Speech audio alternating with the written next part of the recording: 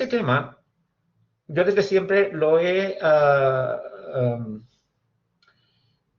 planteado de una manera muy resumida porque vosotros sois bioquímicos, pero también los biólogos. Tenéis un montón de asignaturas sobre bioquímica y en las asignaturas de bioquímica veis perfectamente cómo funciona el metabolismo celular, al menos el de la célula eucariota, ¿de acuerdo? Pero no hay tanta diferencia entre cómo funciona una célula eucariota y cómo funciona una célula procariota a nivel general, ¿de acuerdo? Obviamente el metabolismo de las células procariotas es mucho más diverso. Por tanto, claro, cuando entramos en el detalle hay un montón de proteínas y cada proteína funciona de una determinada manera. Pero a mí lo que siempre me ha interesado es que tengáis una idea global de cómo es el funcionamiento procariota, porque los detalles siempre los podéis ir a consultar cuando os interesa saber cómo es el metabolismo de un determinado microorganismo. Pero es que cada microorganismo tiene su propio metabolismo y, por tanto, entrar en mucho detalle siempre me ha parecido pues, un esfuerzo... Es decir, no tenemos demasiado tiempo y entonces es tiempo que prefiero dedicarle a lo que habéis visto que he hablado, que es el funcionamiento del material genético procariota, ¿vale? De todas maneras, aquí sí que recomiendo fervientemente la lectura de los capítulos 3 y 13 del Brock. El Brock es el mejor libro de microbiología básica y aquí sí que no hay referencias. Es decir, la referencia es el Brock, un libro de microbiología clásica, porque ahí está digamos, la base del metabolismo. Es verdad que entra en mucho detalle, pero eso no es más que la punta del iceberg. Podríamos escribir enciclopedias sobre metabolismo microbiano. Cada revista de microbiología, que publica a lo mejor 100 artículos cada semana, pues tiene la mitad de ellos hablando sobre metabolismo procariota. ¿De acuerdo? ¿Vale? Porque siempre se encuentran pequeñas cosas interesantes que hacen las bacterias y que no estaban descritas anteriormente. ¿Vale? Bien, entonces, os recomiendo esto, capítulos 3 y 13, y después también, de cara a las prácticas, es recomendable el capítulo 5, que es muchísimo más práctico. Aquí hay contenidos que Elena os ha hablado y contenidos que veréis ya en la asignatura de prácticas y que vale la pena pues, también tener presente, ¿vale? Bien, ¿de qué hablan estos capítulos? Bueno, hablan del anabolismo y el catabolismo. El anabolismo es la obtención de fuente de carbono, ¿vale? La utilización de las fuentes de carbono. Por ejemplo, la glucosa, pues sacarle los carbonos y con ello hacer todas las estructuras químicas que necesita la célula para crecer. Y el catabolismo es cómo la célula obtiene energía, ¿vale? El catabolismo pues sería la respiración, ¿de acuerdo? Para que nos entendamos qué es anabolismo y qué es catabolismo, ¿vale? ¿Qué tipo de anabolismo tienen las células procariotas? Bueno, pues hay autótrofos y heterótrofos. Heterótrofos son aquellos que utilizan carbono orgánico como fuente de carbono, como la glucosa, y los autótrofos que son pues aquellos que utilizan CO2 y carbonatos y están asociados, obviamente, al mundo fotosintético, ¿de acuerdo? Por tanto, ya veis que la fotosíntesis no es propia de vegetales, ¿de acuerdo? Es decir, los vegetales la hacen, pero las bacterias también hacen, ¿de acuerdo? De hecho, aquí en esta figura, en rojo, aparecen los metabolismos. Hay 3 metabolismos que solo hacen las bacterias, que no hacen las células eucariotas, ¿de acuerdo? Y el resto, pues es verdad que las células eucariotas, pues sí que también la pueden gestionar, ¿vale? Pero lo más interesante del metabolismo bacteriano está en el catabolismo. Es qué fuentes de energía utiliza, ¿vale? Y entonces tenemos varias clasificaciones. Bueno, una primera clasificación está en estos dos grandes grupos, los quimiotrófos y los fotótrofos.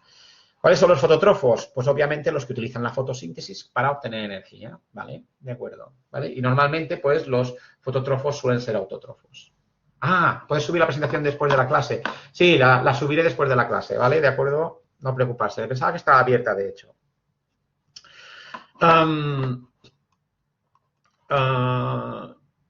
¿Dónde estaba? Sí. Y después, además de los fotótrofos, tenemos los quimiótrofos, que son los que utilizan compuestos químicos para obtener energía, ¿vale? De acuerdo, es decir, que no utilizan la luz. Y los quimiótrofos pueden ser de dos tipos, quimiorganótrofos y quimiolitótrofos. Un quimiorganótrofo es aquel que utiliza un compuesto químico orgánico como fuente de carbono y energía. Por ejemplo, la glucosa, ¿de acuerdo? ¿Vale? Y un quimiolitótrofo es aquel que utiliza un compuesto químico inorgánico, ¿vale? Por ejemplo,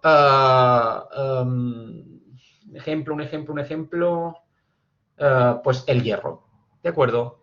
Microorganismos que utilizan el hierro para obtener energía, ¿vale? Y que van a reducir compuestos de hierro para poder obtener energía, ¿vale?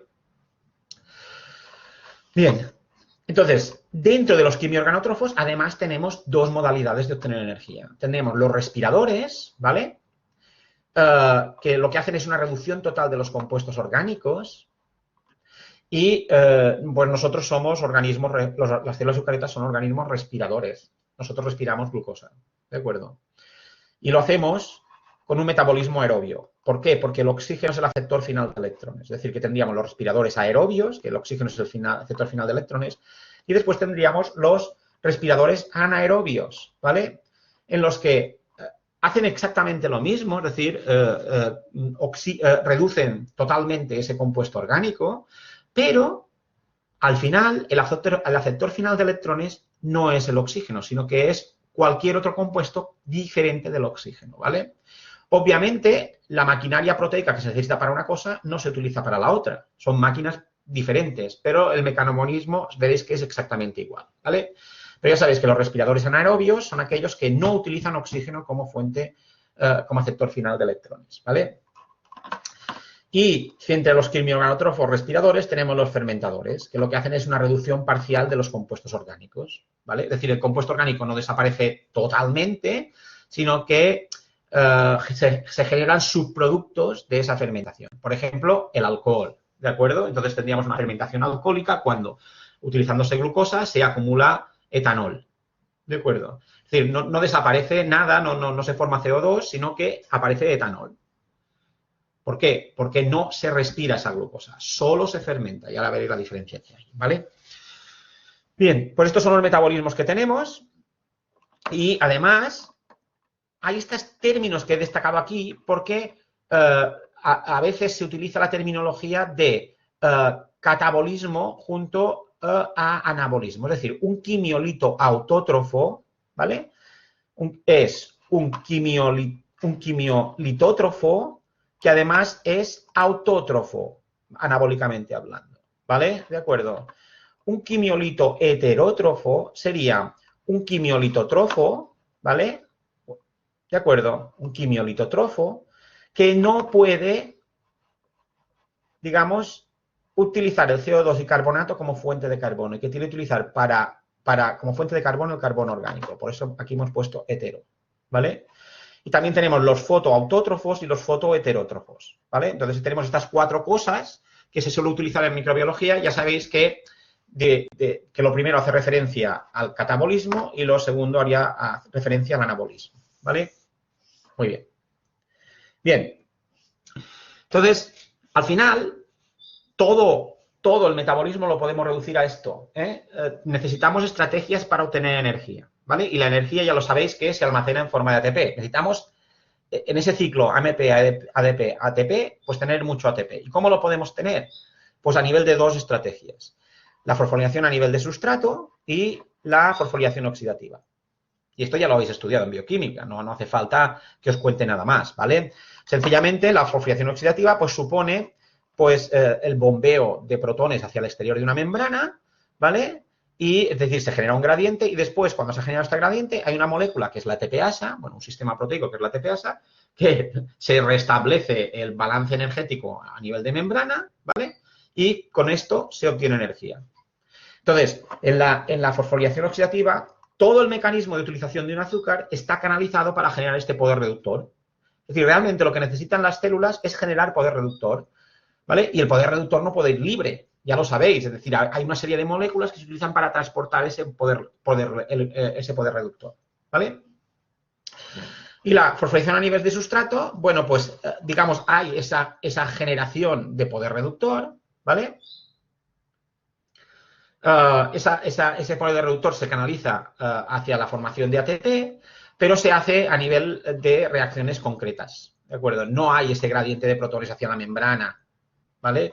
Sencillamente, en determinadas reacciones, el salto energético es lo suficientemente alto como para poder acumularlo en forma de ATP, ¿vale? Esta sería la fosforilación a nivel de sustrato. Claro, energéticamente hablando, la fosforilación oxidativa es muchísimo más rentable que la fosforilación a nivel de sustrato, ¿vale? Porque, de hecho, los respiradores también tienen fosforilación a nivel de sustrato. Lo que pasa es que a veces uno no puede respirar, porque para respirar necesitas un aceptor final de electrones y si no lo tienes, ¿qué haces con él? Claro, nosotros no sabemos gestionarlo sin oxígeno, nos morimos si no hay oxígeno. Pero las bacterias han solventado este problema. Entre otras cosas porque acordaros que cuando aparecen las bacterias no hay oxígeno sobre la faz de la Tierra todavía, ¿vale? ¿De acuerdo? El metabolismo basado en el oxígeno es muy reciente en comparación al resto de metabolismos que hay por ahí descritos, ¿vale? Bien. Entonces, vamos a hablar en primer lugar de la fermentación, ¿vale? Y entonces nos vamos a la glicólisis, que ya sabéis cómo es, aquí la tenéis esquematizada, con sus enzimitas, con sus transformaciones, ¿de acuerdo? Entonces, sabéis que hay una serie de reacciones enzimáticas que generan suficiente energía como para que esta se acumule en forma de ATP. Aquí, por ejemplo, en todo esto, hay dos pasos que necesitan la activación de las moléculas, en este caso la glucosa, y consumen energía, pero después hay en este paso que la energía, digamos, se recupera, ¿vale? Esto es la glucólisis, ¿de acuerdo? Bien, ¿qué es lo que ocurre en este proceso? Bueno, en este proceso es que hay siempre una serie de reacciones enzimáticas que generan poder reductor. Y el problema, cuando se genera poder reductor, es que los electrones que se desprenden no pueden estar libres en las células. Es decir, el problema más grave que tiene una célula es encontrarse con electrones libres. Un electrón libre mata a la célula, ¿de acuerdo? ¿Vale? Entonces, esto tiene que estar controlado. ¿Y cómo se controla? Bueno, pues acordaros que hay estas moléculas que son capaces de almacenar estos electrones en forma de protones, ¿vale? Es decir, lo que hacen es evitar el daño que puedan producir estos electrones, no dejándolos libres y incorporando en este tipo de moléculas, ¿vale? Estas moléculas son las que en la respiración se irán hacia la membrana, ¿vale? Pero se está generando este poder reductor con la fosforilación a nivel de sustrato, es decir, aquí lo que ha ocurrido es fosforilación a nivel de sustrato, en la glucólisis hay fosforilación a nivel de sustrato, se está troceando la glucosa para obtener moléculas más pequeñas y se está formando poder reductor, ¿vale? Vale, ¿qué pasa con este poder reductor? Pues en la fermentación, este poder reductor, que lo teníamos, es disipado con enzimas transformando este piruvato, que es el producto final de la glicólisis, ¿vale? Entonces, aquí tendríamos el 2-fosfenopiruvato y a continuación vendría la piruvato quinasa y generaría piruvato, ¿vale? Pues es llevar ese poder reductor que se había formado en esta fase para volver a devolver los electrones y eliminar ese problema, ¿de acuerdo? Entonces, fijaros que los electrones pasan al piruvato de nuevo y en este caso, en esta ramificación, forman lactato, ¿vale? Entonces, la célula, en principio, con este lactato ya no puede hacer nada, pero ese lactato es un compuesto, digamos, inerte para la célula y lo coge y lo va depositando en el exterior, lo va sacando en el exterior, ¿vale? Bueno, pues esta estrategia, la fermentación de la glucosa, ¿vale? Por hacer lactato, es un proceso fermentativo económicamente rentable para el hombre, porque es la manera como nosotros producimos ácido láctico, ¿de acuerdo? Y los yogures que nosotros ingerimos, digamos, utilizan este proceso fermentativo para alterar la leche y nosotros poder disfrutar de un yogur, ¿vale? ¿De acuerdo? Es decir, que la mayor parte de los procesos biotecnológicos que nosotros generamos con los alimentos para modificarlos y que nos duren un poquito más, están basados en fermentaciones bacterianas, ¿vale? Entonces, aquí, por ejemplo, tenemos diferentes estrategias de fermentación de la glucosa. O sea, al final, todo acaba en piruvato, tenemos la fermentación láctica, que acabaría con lactato, que es excretado, la alcohólica, que utiliza, por ejemplo, Saccharomyces o un montón de bacterias y que se genera, con las cuales se genera alcohol y se produce, por ejemplo, cerveza o vino, o la fabricación de alcohol, digamos, comercial, ¿vale? Para desinfectar heridas, ¿de acuerdo? Pues la manera de producirlo es utilizando fermentaciones alcohólicas con bacterias, ¿vale? Y hay diferentes tipos de fermentación, ahora las veremos, ¿vale? ¿De acuerdo? Pero todo es lo mismo, es decir, es trocear la glucosa para generar poder reductor. Aquí, por ejemplo, ya veis que sale de dónde sale el rendimiento, es decir, aquí habíamos gastado 2 ATPs, estos 2 ATPs ya se recuperaban en esta primera fase, pero en este paso de la fosfenolpiruvato al piruvato, pues tenemos la generación de 2 ATP. Es decir, digamos, en solo la glicólisis ya se obtiene a nivel de fosforilación a nivel de sustrato, ya se obtiene un rendimiento, ¿vale? ¿Qué pasa? Que esto no es nada comparado con lo que tenemos con respiración, pero es lo que hay. Con esto las bacterias ya pueden vivir, ¿vale? Bien. ¿Qué tipo de fermentaciones hay? Bueno, pues se clasifican las fermentaciones atendiendo al producto final de la fermentación, ¿vale? Entonces tenemos la alcohólica, que la hemos visto, o la láctica, que la hemos visto, donde el producto final es el etanol y el lactato. Y aquí tenéis una serie de ejemplos de organismos que, digamos, trabajan ese tipo de fermentaciones y que muchos de ellos, además, pues nosotros los utilizamos desde el punto de vista biotecnológico, ¿vale? Tendríamos la heteroláctica, en donde a partir de la glucosa pues, se obtiene lactato y etanol, ¿vale? La propiónica, donde se obtiene el propionato, la ácido mixta, que esta es característica de enterobacterias y se utiliza para identificarlas. Y ya veis que al final, en el ácido mixta, lo que se fabrican es un montón de cosas, ¿vale? La butírica porque se fabrica butirato, la butanólica porque se fabrica butanol, ¿vale? La homoacetogénica porque se fabrica pues, acetato. Ya veis que es muy fácil el mundo de las fermentaciones. Si os dicen fermentación acética es que se forma acetato, la alcohólica es que se forma etanol, ¿de acuerdo? Pero claro, si os fijáis, el punto de entrada en este caso, por ejemplo, es la misma, la hexosa, una glucosa. Entonces, ¿por qué hay maneras diferentes de fermentar un mismo azúcar? Bueno, pues la respuesta es porque hay diferentes enzimas para procesarlo. Y el ejemplo lo tenemos aquí con la fermentación homoláctica y la fermentación heteroláctica de la glucosa, ¿de acuerdo? Claro, los enzimas, el punto de inicio es el mismo, pero los enzimas son diferentes. Para la fermentación homoláctica de la glucosa necesitamos la glicólisis, ¿de acuerdo? La glicólisis al final, ya lo habéis visto, pues genera piruvato, ¿vale? Y pues el piruvato pasa a lactato, por eso tenemos este compuesto químico, ¿vale? Pero para la heteroláctica, y la heteroláctica lo que da es etanol y lactato, lo que ocurre es que los microorganismos que la realizan no tienen la glicólisis, sino que tienen la vía de Enter-Godolov, que es otra estrategia diferente para, digamos, activar la glucosa y poder obtener con ella energía, ¿vale? El producto final en este caso, ¿cuál es? Pues que en vez de fabricarse aquí el gliceraldehído 3-fosfato, que se puede isomerizar a hidroxiacetona fosfato, ¿vale? Los enzimas iniciales lo que generan es gliceraldehído 3-fosfato y acetilfosfato, ¿vale? Y entonces la molécula de gliceraldehído 3-fosfato sí que puede, digamos, generar lactato y aquí está la utilización de la disipación del poder reductor, pero en cambio el del acetilfosfato, pues la disipación del poder reductor genera etanol, ¿vale? Ya veis que esto es lo que hay, es decir, cuando tenemos una manera de fermentar, pues quiere decir que hay un montón de enzimas diferentes que hacen algo sobre, en principio, un azúcar, ¿vale? Y cada fermentación es diferente, cada enzima es diferente. Y ese es el problema del metabolismo bacteriano, que es muy diverso, ¿vale? Y hay un montón de trabajos sobre él. Entonces, intentando generalizar, pues ya lo veis. Tendríamos que la fermentación sería la disipación del poder reductor que se realiza con muy pocos enzimas y genera unos productos que son no tóxicos y que son eliminados al exterior, ¿vale? Pero para llegar a estos productos necesitas toda una serie de enzimas, que son los enzimas que se utilizan para activar esos azúcares, trocearlos para que se pueda producir el proceso de fermentación. Al final, aquí es donde se obtiene la energía, ¿vale? Es aquí donde se produce la energía. Muy bien.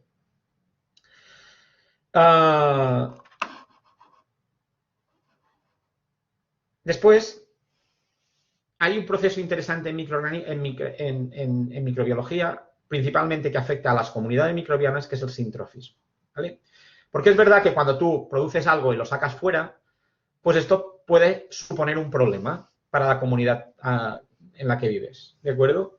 Y de hecho, incluso si se acumula en mucha cantidad, puede suponer un problema para tu propia comunidad. Es decir, en el caso de las fermentaciones alcohólicas, ¿por qué no se supera el 14% la producción de un vino? ¿Por qué no se supera un 14% o un 15% de alcohol en una fermentación? Porque a partir del 15% de alcohol, los microorganismos que se encargan de esa fermentación se mueren. Es decir, el propio producto de su fermentación, al acumularse en ese medio, hace que el microorganismo deje de fermentar y desaparece, ¿vale? Y esto ocurre muchísimo en el ambiente. O al menos debía ocurrir bastante en el ambiente. Sin embargo, los microorganismos lo que han conseguido es colaborar entre ellos, y es donde aparece la sintrofia, para gestionar esos productos de desecho que se van acumulando en el medio ambiente. Y además la sintrofia permite no solo el evitar problemas por acumulación de compuestos tóxicos, sino que además hace posible reacciones que para que se produzcan requieren un enorme gasto energético, ¿vale? Es decir, si nosotros vemos, por ejemplo, la fermentación alcohólica, cogemos el alcohol y lo fermentamos para dar lugar a acético, ¿de acuerdo? Esto es un proceso que realizan un montón de microorganismos. El problema de esta reacción es que realmente la dirección de la reacción no es esta, ¿vale? Esta reacción requiere tal cantidad de energía que el flujo normal de esta reacción es hacia la formación de etanol, ¿de acuerdo? Es decir, de acetato a etanol. Entonces, ¿cómo puede canalizarse esto en esa dirección? ¿Vale? Pues una de las estrategias sería eliminar uno de estos dos compuestos de la reacción. Al eliminar uno de estos dos compuestos de la reacción solo puede ir en ese sentido. ¿Vale? Bien. ¿Qué pasa que si quitamos el acetato? Bueno, es una solución quitar el acetato, ¿de acuerdo? Pero el problema que tenemos en este proceso es que el hidrógeno además es tóxico para la vida de la célula. Es decir, no puede haber un exceso de hidrógeno en la solución en la que se realiza el proceso, ¿vale? Por tanto, es más fácil eliminar el hidrógeno o pensar en eliminar el hidrógeno que el acético. Y, de hecho, esto es lo que hacen los metanogénicos. Los metanogénicos son otro tipo de microorganismos que, con esta reacción de aquí, también obtienen un beneficio y es fijar CO2. Es decir, utilizan esta reacción los metanogénicos para incorporar carbono en forma de metano y después poder, a partir de él, hacer requerimientos nutricionales. Por tanto, una de las sintrofias mejor caracterizadas es esta, los fermentadores de alcohol junto con bacterias metanogénicas. Porque cuando juntamos estos dos tipos de microorganismos, ¿vale? Energéticamente hablando, la reacción final queda así, ¿vale? Es decir, que etanol más CO2 da lugar a metano más acético, ¿vale? Y el rendimiento energético es bastante favorable. Es decir, siempre es posible canalizar esta reacción en este sentido, ¿vale? ¿De acuerdo? Y, bueno, ya os digo, aquí son dos tipos de metabolismos que colaboran sintróficamente para solventar dos problemas. Uno es la necesidad de aportar un montón de energía para realizar esto y, por tanto, esto pues, no es rentable al microorganismo. No puede obtener energía con esta estrategia. Y dos, solventar un problema de toxicidad mediado por el hidrógeno que se va acumulando en el medio. ¿Vale? ¿De acuerdo? Bueno, pues esto es el sintrofismo. El sintrofismo en las comunidades microbianas aparece un montón. Y siempre que se analizan las comunidades microbianas hay que tener en cuenta esta cooperación, entre comillas, involuntaria, que no lo hacen a propósito, no se ponen de acuerdo, pero que ha resultado en esto. ¿De acuerdo? Vale.